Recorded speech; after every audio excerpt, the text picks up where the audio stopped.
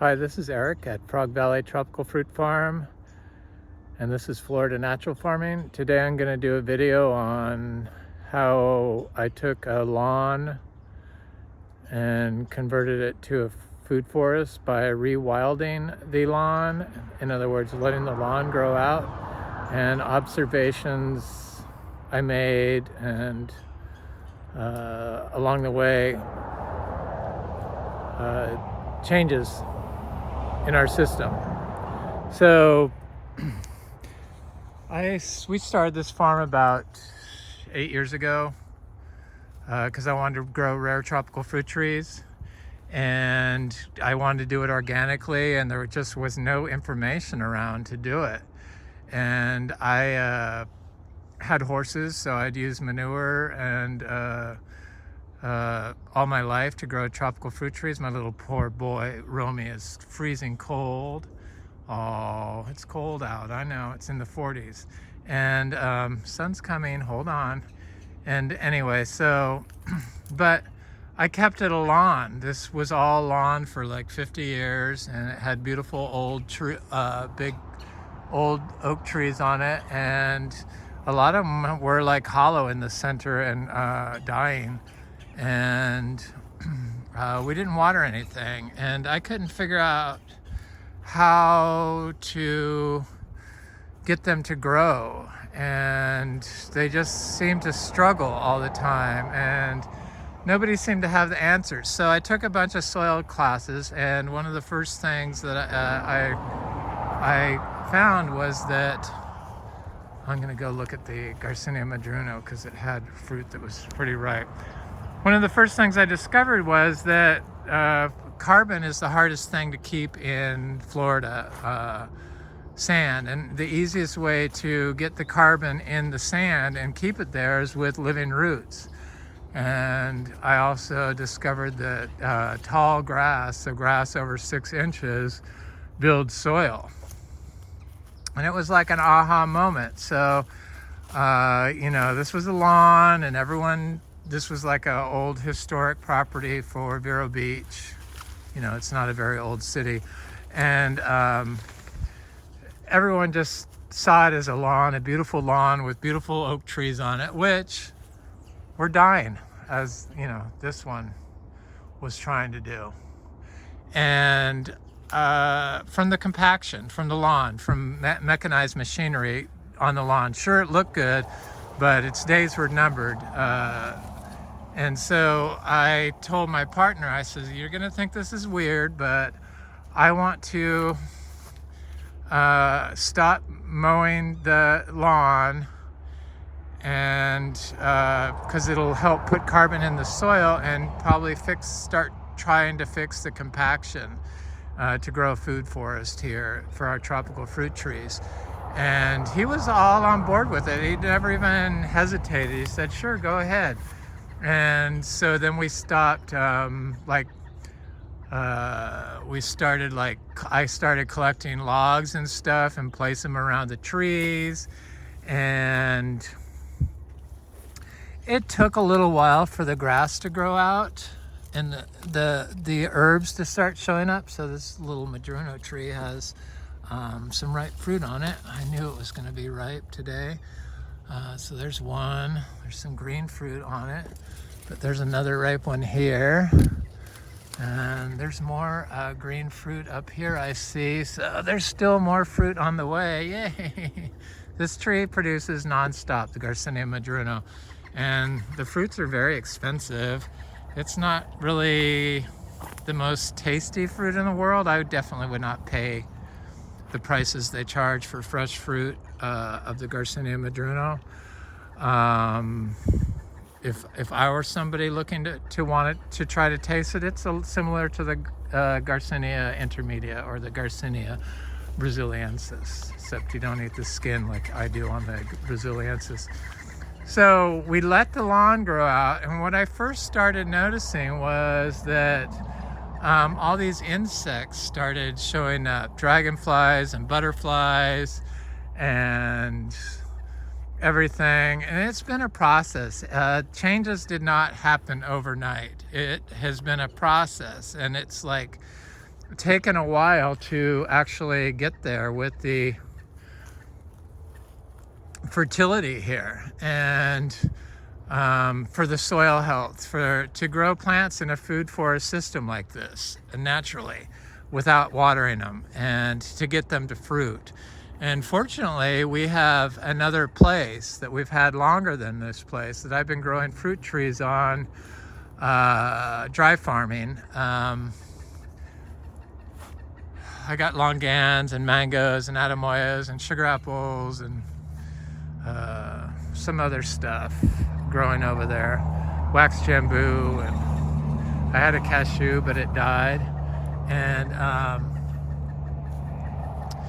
so I wanted to experiment over there, and I had kept it mowed lawn because you know, people just don't like it. That was one of the first things I noticed, along with the bugs showing up when we stopped mowing. We started rewilding this property. This Garcinia Hambromiana female tree, I think, is going to start flowering. It's got some new leaves coming out on it, and it always is a good sign with Garcinias when they get new leaves. They usually start to flower, or a lot of times they start to flower, and the Garcinia Hambromiana flowers at the tips. So what I noticed right away was people started coming by and asking if they could mow our lawn, and the neighbors, not right away, but the neighbors, like after a couple of months, asked, did your lawnmower break? Did your tractor break? And I'm like, no, we're doing this because, you know, you see all this standing water, and it was like killing our fruit trees. And I took some classes to figure out how to fix it. And a big woodpecker is like after that little hawk. And I love it. Oh, there's two of them. I love this place. And I said it's to help Florida. That's my goal, is to help Florida. And the agro-system here is totally owned by the chemical industry and pushing information that is killing the Indian River Lagoon, which was once the most biodiverse spot in North America. Kind of doubt that it is anymore. Just too much stuff dies in there. It's basically turning into a dead zone from nutrient runoff, which is caused by people mowing their lawns.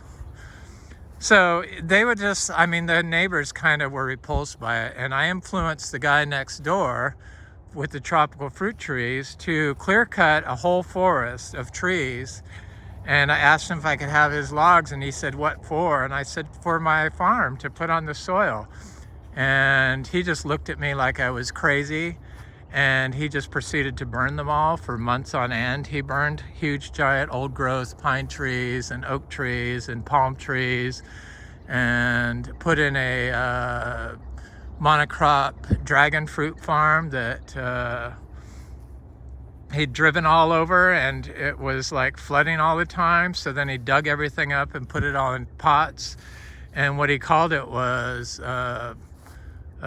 Dragonfly Farms, which my partner goes, it's kind of funny he calls it Dragonfly Farms when the dragonflies don't come from there, they come from this spot. I said, I know, but whatever. Anyway, the farm is now gone. He's since sold. His place has been sold twice. The first buyer pulled up all the dragon fruit out of the pots and got rid of it, and so now it's just a big compacted lawn basically.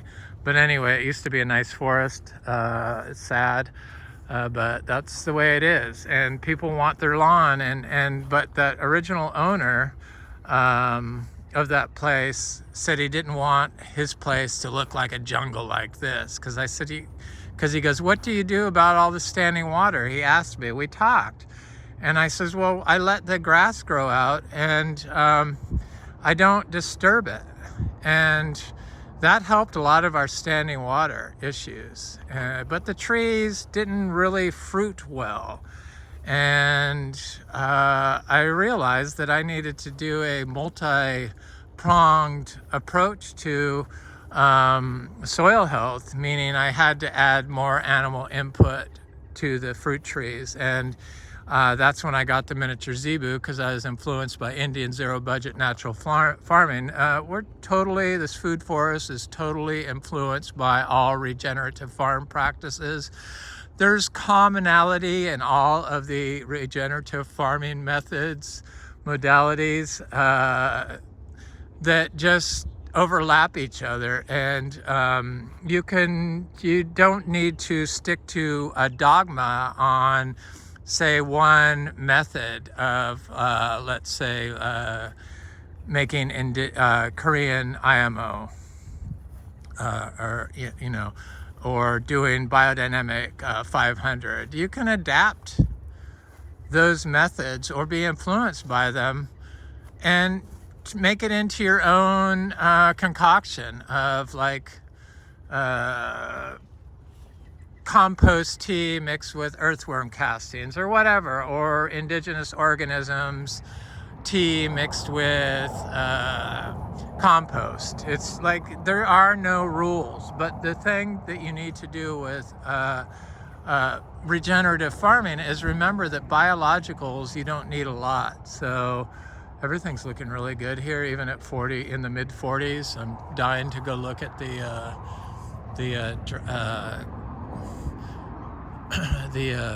durians.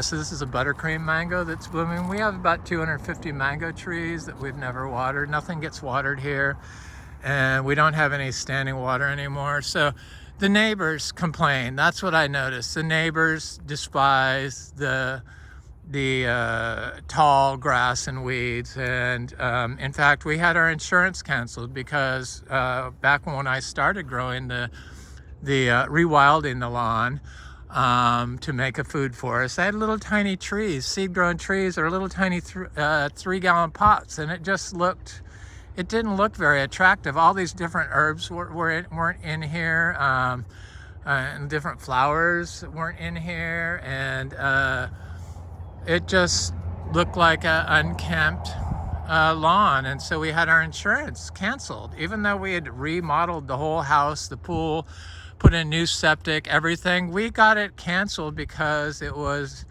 unkempt. And it made me realize that that's how land was stolen from minorities that weren't following the protocols that society puts on them on what is the correct way to manage your yard, and what somebody thinks is ugly is actually healthy, but they don't look at that. And so even though we were like doing everything to help Florida, it's looked down on and frowned upon just because of human conditioning for 500 years, thanks to colonialism. And when they canceled our insurance, I thought, I'm not going to let them do this. So thankfully, at the time, we were organic certified and biodynamic certified. I contacted my insurance agent and said, please reinstate my insurance immediately. This is a organic farm plan approved by the USD organic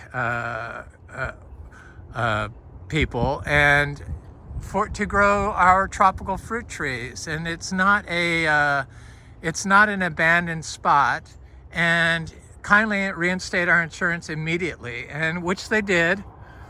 But it made me see that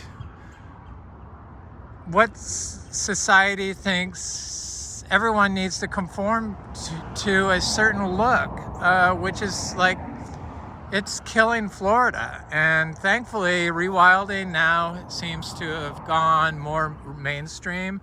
I'm seeing it in newspapers and stuff on rewilding your lawn, and So people have come out of the woodwork here and contacted me and said thank you, and there seems to be a movement and people understand. But still, I get people, just this past winter, somebody drove in here and wanted to know if this place was in foreclosure. I'm like, why do you say that? Well, you used to be able to eat off the lawn here. And I'm like, yeah, and you'd starve to death and probably be poisoned in the process, because the only thing that was here was lawn and fire ants, and probably chemicals for sure. Now we don't really have any fire ant issues, and the vertebrates showed up, so that's something I noticed. After the insects, the vertebrates showed up. The spined animals, gopher tortoise. We have our beach house where we do the same thing. We let the grass grow, but we don't use animal inputs, and we don't apply compost to grow tropical fruit trees, and we don't get the fruit production. We don't get fruit production there. It's non-existent, basically. It's a little bit. The sugared apples do okay, and the longans do okay, but the mangoes, they just don't produce well, sporadically, and not a lot, not like here. And the vertebrates showed up. So we have gopher tortoises at our beach house, a bunch of them, and it's on 2.5 acres, and it goes right down to the water. It's like, it's on the Indian River Lagoon, and it's a nice forested lot that had an open lawn area, which we decided to stop mowing because of a water runoff.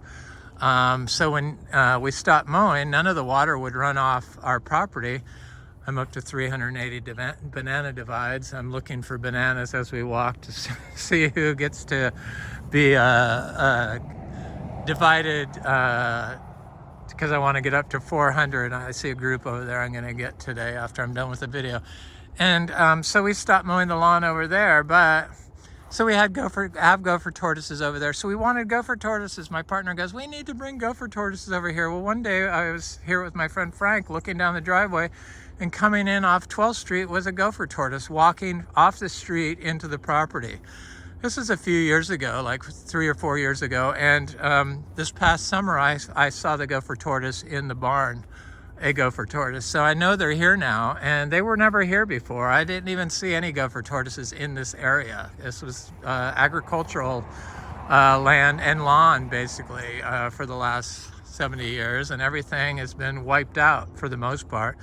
But now we have gopher tortoises, we have rabbits, we have armadillos, and they're all beneficial ecosystem, soil health advocates. Basically, they disturb the soil in a positive way that provides a space for life and fix compaction. And so that was the next thing I saw. And then the birds. I just showed the picture of the birds. This place has so many birds. It's just predator birds and woodpeckers and songbirds and little tiny birds. And it just made me think about where do all these animals live on all these mowed spaces? And it seems like they all live over here. So life basically is what I noticed the biggest, right, Romy? Oh, I know it's cold. Poor little baby.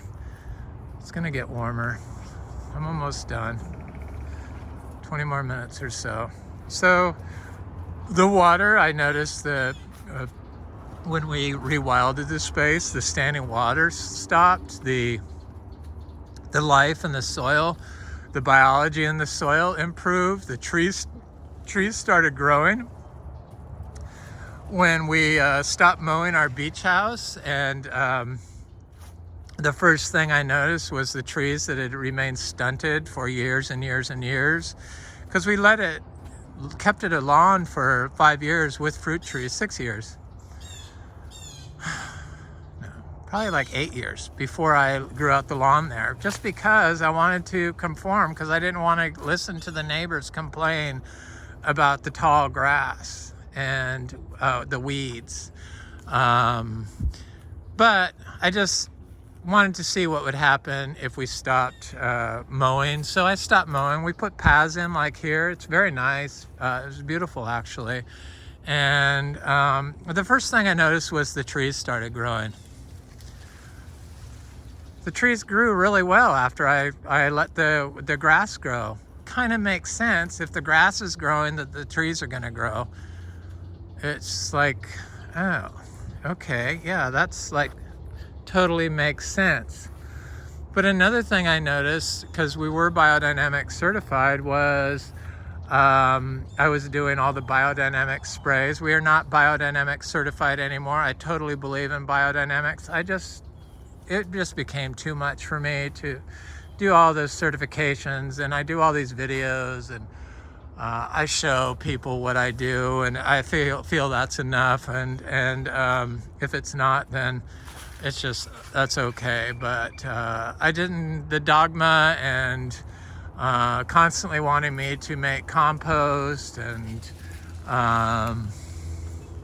which I do, but I believe that the pure straight animal input, manure input, is better than just any compost that anybody can make. I mean, that's the source of the compost. That's how you make it. So it just, you're gonna get the compost, but if you have the compost and you have the manure, that has to be better than just straight compost, right? I mean, it makes sense to me, but maybe some people it doesn't make sense to, but it did to me, and it does work. And applying animal inputs and compost, or just animal inputs that turn into compost, is how we get fruit production here. And when I sprayed the biodynamic sprays, because I really didn't believe completely in biodynamics, I hadn't seen. And so when we sprayed the biodynamic sprays, and I wanted to see what would happen, and I checked around the plant roots to see what was going on, and we had soil aggregation. Look at how black our soil is. So soil aggregation is when the soil forms clumps, like that. So it holds together in it's like mineralized carbon, and there's biology and everything trapped in there. And then when it rains and dries, it will turn into sandy loam, and then reform into, and when it starts drying out, it reforms into aggregates. And when you mow on the grass, that crushes all these aggregates and prevents aggregation from happening. So you can't really build soil.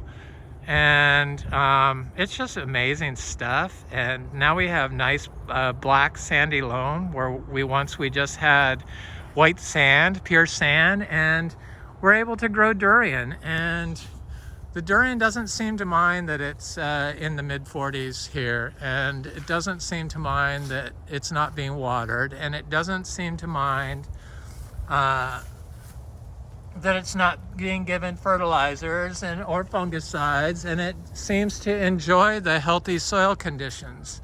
So when I sprayed that, and I saw that soil aggregation was forming where it was just pure white sand, like this little area here where looks like a gopher had gone through there, and then when it rains, this is a mowed path, so when it rains, it washes the carbon out of the soil, and it's just pure white sand basically.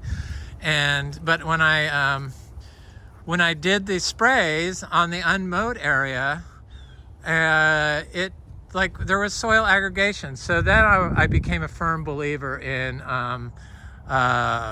biodynamics and the power of biodynamic preps and biodynamic sprays. And so I started making a humus tea. So we started having areas where we had humus forming. And so I'd make tea of that mixed with lactobacillus spray, all borrowed from and influenced by indigenous farm methods like Indian zero budget natural farming, which is why we got the zebu. So they use a lot of milk and ghee and butter in their panchgavya fertility recipes, but I don't follow their recipes. I make my own. You're still using the same ingredients. It's not like you're baking a cake. You're just adding the biology. So you can adapt their modalities to your own abilities or your own ingredients. So I just mix everything together and then spray it. Lactobacillus spray in place of ghee and butter is what I used, and it worked, and it did kill little Garcinia trees sprayed directly on them. So spraying on, because I'd spray it like a biodynamic prep, so I'd do it on everything. And this cacao tree is like doing really well. The fruit is coming along nicely. It's got lots of fruit on it, lots and lots of fruit. And this is a seed-grown tree, and it's dry farmed, and we have about 100 cacao trees here now, all growing naturally, and they do really well. 3 different types: Criollo, Trinitoro, and Yellow Rib. They do not mind 40s. They didn't mind 30s. They didn't mind 31 degrees. They didn't mind drought, because we focus on soil health. And it's all due to rewilding our lawn out. And it took years. And so it builds soil, and it attracts life, and life begets life. And then we got the big vertebrates, and so we have lots of armadillos and lots of rabbits and lots of other predators that feed on those things. And then what I have noticed recently is this mowed path, it's like 4 inches lower than the area right next where I'm not mowing. Look at all this fungi in here. So we use low nitrogen inputs. So our zebu in our compost is only 5% total nitrogen. And that encourages fungal dominant soil. And I want to look at the soil. And soil aggregates are started by, they usually start from fungi or insect. So most of them are started by fungi. So the thing that starts forming the soil aggregation is a broken down fungi exudate, or a broken down insect exudate, in combination with grass, because grass builds soil, tall grass. So it's like 4 inches taller than this mowed path, and it prevents runoff. And in our beach house and the Indian River Lagoon, it's runoff and nutrient pollution. And we're the only property along the lagoon that has unmowed lawn. And the neighbors had rental property. And a tenant moved in there and said, "Why do you let your property go?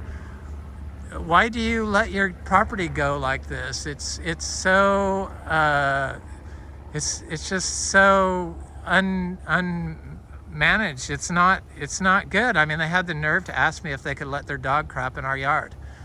And I'm like, "No, I have fruit trees here." And they had just moved in there. And I says, "Well, you know why I do this? Because I care about Florida.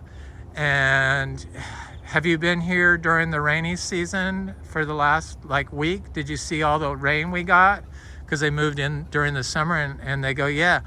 I said, "Did you see the river running in front of your property down to the beach?" And they go, "Yeah." I said, "Next time you see that, look at our property that has the unmowed, the rewild lawn, and you'll notice that we don't have any water that runs off our property into the lagoon."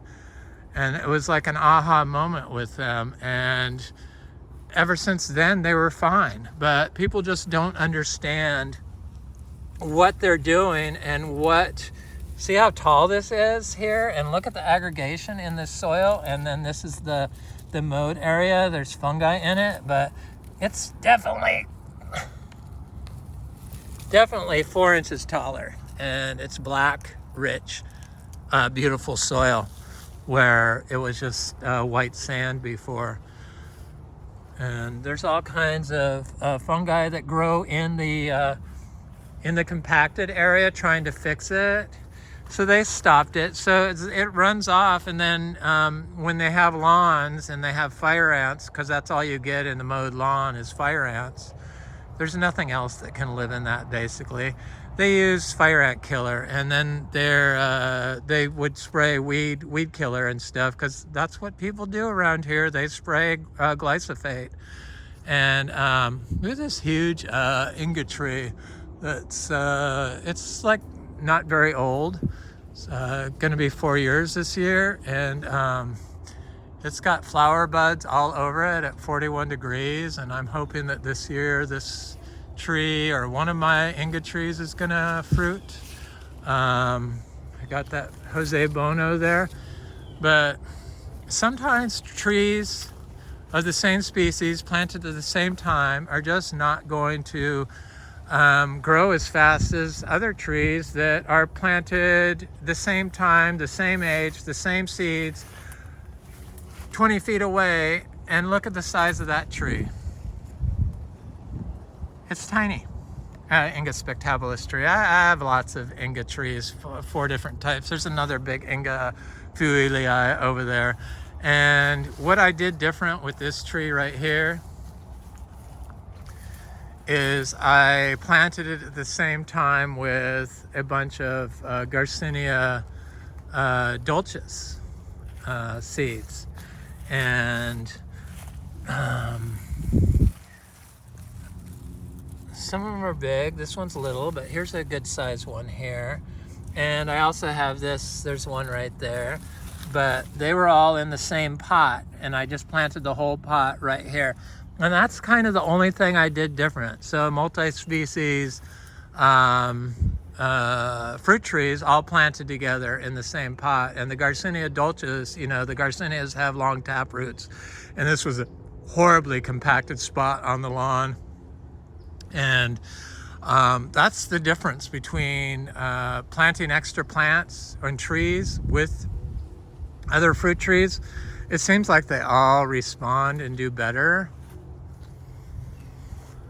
I don't know, it just goes against what everyone believes and all the dogma that is taught by modern agriculture on how to grow plants with chemicals that are destroying Florida and damaging people's health when they consume the copper and the fungicides and the glyphosate and the food that isn't nutrient dense because of endophytic fungi are not inside the plants that you're giving the salt-based fertilizers to, which the endophytic fungi contain the nutrients that create the nutrient dense fruit.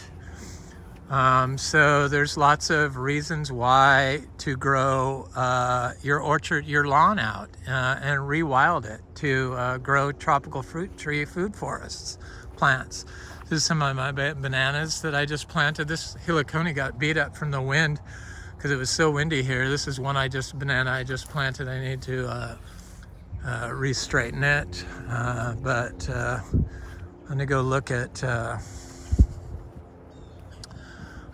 that jackfruit just because it's kind of getting close, and I've been looking at it a lot, and I want to go stand in the sun a little bit and maybe look at the cashew and then wind this video down. So yeah, people are repulsed by when you try to rewild a lawn, that it just, a lot of people won't do it in their front yard that have been by here, but they put up fences in their backyard. But it is the right thing to do, and the mowed lawn is just really wasteful, and it's really, especially if you're doing it along the Indian River Lagoon or the ocean, then you're really going to pollute, or on waterways. I see the need for some lawn, but even if people just did half their yard in lawn, rewilding the space would impact Florida's waterways in a beneficial way. Because where does all this life live that lives here? It wasn't here before. It was just fire ants and lawn. I mean, all these beautiful flowers and all these little birds that live here, and the butterflies, the monarch butterflies that live here year round. This jackfruit, it's like still flowering, and it's just not ready yet. I'm looking forward to it. We have quite a bit of mangoes starting to bloom now. Got wood ducks in our pond, our swamp here. They had babies here for the first time 2 years ago. This is a male MB tree that I'm trying to see if it's starting to bloom yet, but it's not. These lychee trees. I love lychees. Our lychees never got any of this disease that everyone has.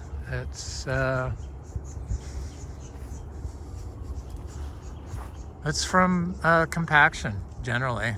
Compaction, and the nutrient cycles are not working correctly. And if the nutrient cycles are not working correctly because of your lack of biology in your soil from compaction, you're not going to get the plant can't elicit a defense chemical to prevent it from getting disease. Okay, I see this cashew has flower going on up there.